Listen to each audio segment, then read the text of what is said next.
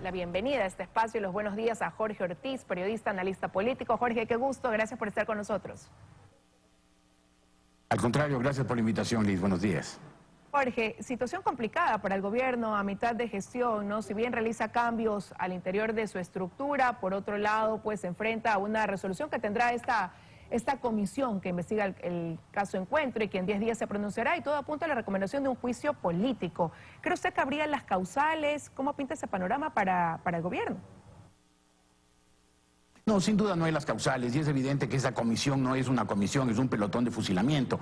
Está todo preparado para declararlo al presidente Guillermo Lasso culpable de cualquier cosa, no importa qué, y instaurarle un juicio político tratando de conseguir los 92 votos para destituirlo. Ahora, el presidente de la República también tiene unas cartas en la mano y puede jugarlas.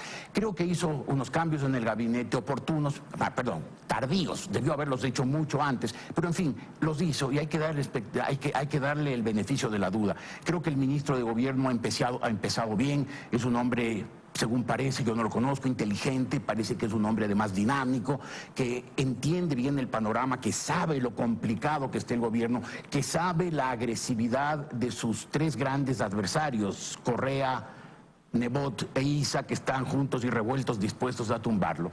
Y también hay un nuevo secretario de la administración que es un hombre agrio, pero que es un hombre que pues no intenta ser simpático, sino ser eficaz, y yo creo que puede serlo, puede ser un buen cambio. Ahora, no basta con el cambio de nombre, el presidente tiene que cambiar de actitud, tiene que convertir ese equilibrio en las cuentas fiscales que logró en estos casi dos primeros años de mandato, convertirlos en bienestar de la gente, y eso es urgente. Eso quiere decir, Jorge, que más allá de estos cambios, de haber alejado su círculo cercano, lo que ha logrado hasta ahora debería traducirlo en obra social, educación, salud, seguridad. Exactamente, y obra pública. La gente se deslumbra mucho por la obra pública, además de que la obra pública tiene un efecto muy importante de generar actividad económica, genera empleo, mueve el dinero, eso es muy importante. El presidente ha sido muy cuidadoso en cuidar las cuentas fiscales, está bien, valga la redundancia, cuidadoso y cuidar, pero ha logrado un equilibrio de las cuentas fiscales, ha logrado mejorar significativamente la economía, pero eso no se ha traducido hasta ahora en mejoramiento de los niveles de vida de la gente. Hay gente que está muy necesitada, hay gente que quiere ver que el país se reactiva, y el presidente de la República tiene que tomar las medidas necesarias para hacerlo. Ahora, empezábamos analizando este escenario de la Asamblea, de la posibilidad o no de llevar al presidente a un juicio político, pero por otro lado se viene quizás la calentura en las calles. Hay que ver qué decisión toman los movimientos indígenas. Usted mencionaba al señor Issa, y eso pudiera resolverse también a finales de esta semana. ¿Qué va a pasar? Y eso cómo colocaría al presidente, ¿no?, dentro de su gestión política.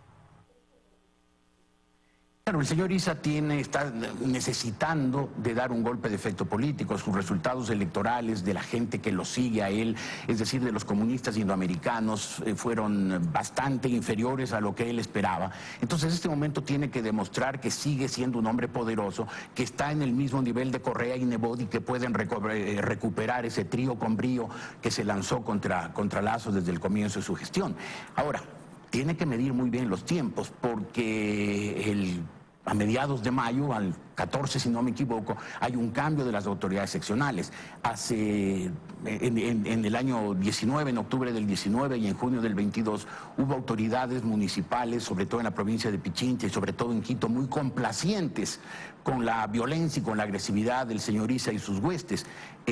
¿Podrán las nuevas autoridades correístas, concretamente el señor Pavel Muñoz, que si bien es correísta parece ser inteligente, lo cual muchas veces parecen ser dos elementos incompatibles, pero a pesar de ser correísta parece ser un hombre inteligente y se da cuenta, supongo, que si es que permite que el señor Issa vuelva a tomarse Quito, causar todo el desastre que causó, vandalismo, violencia, incertidumbre, desabastecimiento, pues el señor Pavel Muñoz empezaría muy mal su gestión como alcalde de Quito. Entonces el señor Issa tendrá que calcular bien cuándo se lanza, y también, claro, el otro componente de la ecuación, el gobierno. Hasta eso, hasta que el señor Issa tenga preparado el ataque, el gobierno ya habrá tomado 2 o 3 medidas efectivas, concretas, para mejorar la situación de la gente, de manera que la gente esté menos dispuesta a ser tolerante con la agresión que prepara el señor Issa. Y a eso se suma otro escenario, Jorge. Se habla de una posible revocatoria de mandato también como una tercera posibilidad, ¿no?, de cambio de rumbo en el país. ¿Podría ser viable ahora sí una salida como esa? Bueno, en el Congreso, en estos congresos tercermundistas, siempre exaltados, siempre frenéticos, pues se violan todos los procedimientos, no hay un parlamentarismo sólido, convencido. No nos olvidemos que aquí a un presidente de la República lo declaramos loco y lo mandamos a la casa sin un informe psiquiátrico. También podría ese Congreso, además ese Congreso donde no brilla la inteligencia, donde más bien falta inteligencia, falta conocimiento, falta mesura, sobra botox, sobra exaltación, sobra obediencia a líderes mesiánicos, pues en ese Congreso pueden resolver cualquier cosa, pueden querer destituir al presidente de la República. El presidente de la República, por cierto, ha cometido muchos errores políticos. Su gestión política ha sido muy mala, rayando lo pésimo. Y obviamente ha precipitado su situación, se ha puesto él al borde de la cornisa, está caminando al borde de la cornisa. Ahora, el Congreso va a cometer cualquier barbaridad, va a atropellar toda norma, todo principio, todo procedimiento, quedar los diputados como golpistas destituyéndolo al presidente de la República sin causal o con alguna causal inventada.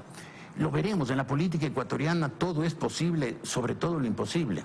Y del lado del gobierno, el presidente Lasso se ha mostrado reacio a usar un as que tiene bajo la manga, que es la muerte cruzada. Quizás ahora usted ve, Jorge, que lo tenga más cercano en su escritorio el papel y la pluma para firmarlo en algún momento como recurso de salida ante estos escenarios que hoy enfrenta.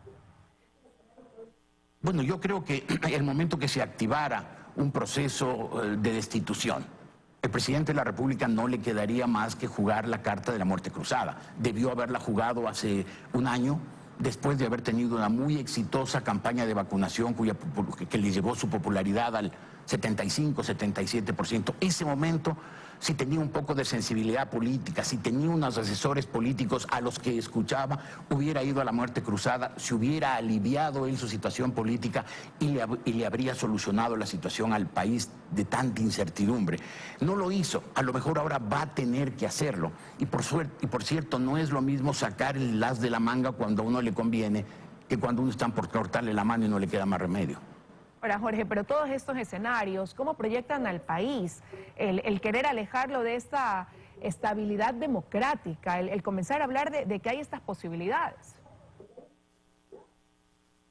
Claro, la imagen que está proyectando el país es lamentable, como se refleja en índices como el riesgo país que se ha vuelto a disparar. El momento que hay un presidente que ha venido a tratar de poner las cuentas fiscales en orden, a ordenar el país, que ha bajado las tensiones políticas. Este país quedó muy dividido, muy encrespado, muy enardecido después de los 10 años y medio de correísmo, en que todos los días había violencia, insultos, agresiones, en que el presidente usaba las cadenas nacionales para agredir, para ofender. El país quedó muy enardecido. Guillermo Lasso logró tranquilizar al país, logró además poner en orden las cuentas, pero no gestionó contacto con la gente, no se dedicó a pensar en el bienestar diario de la gente y en traducir esos dos éxitos, la estabilidad política y la estabilidad económica, en beneficio para la gente. Y eso le deterioró su imagen política, su manejo político fue muy malo.